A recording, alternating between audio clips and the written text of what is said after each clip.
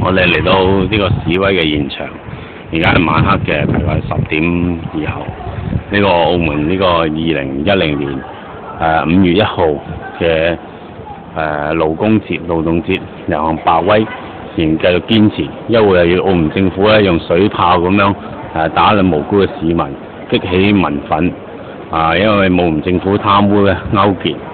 我哋咧要去進行直擊報導。我哋作為普通市民去報導呢件咁嘅事，我哋好好留意下澳門政府同埋警察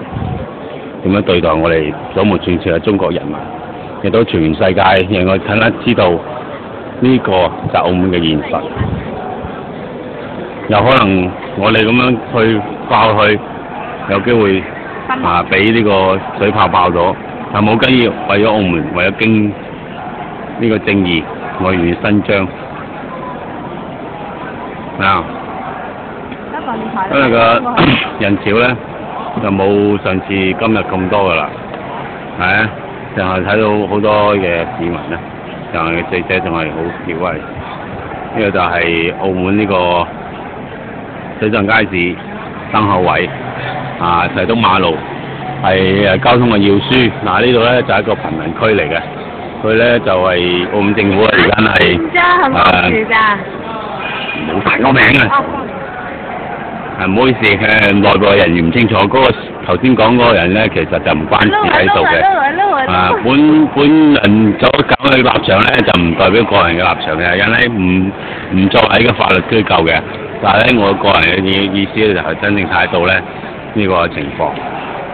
再講翻今日個歷史咧，點解咧？就係有其中有外籍記者已經被催彈咧搞傷咗，仲有7個公民。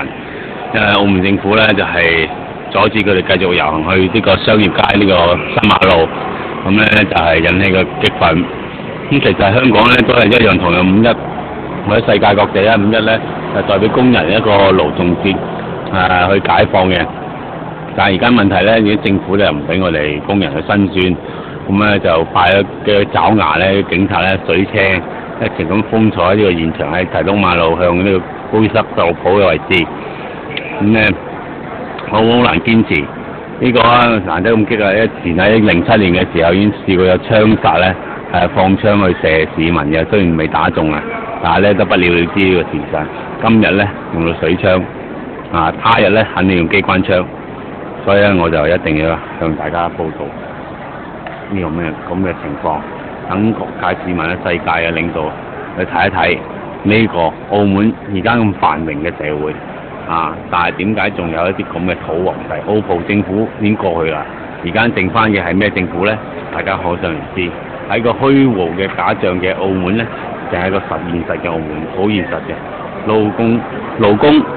你成日請勞工外勞，本地工人失業，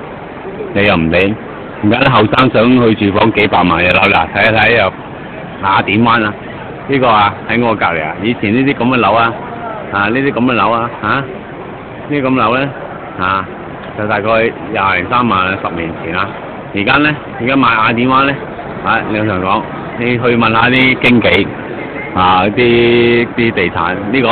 冇400萬你唔使諗啦